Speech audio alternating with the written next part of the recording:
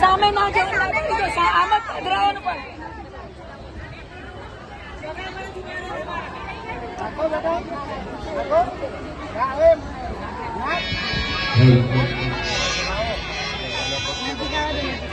Shri ભોજરા Shri ભોજરા Shri ભોજરા Jay Shri ભોજરા Shri ભોજરા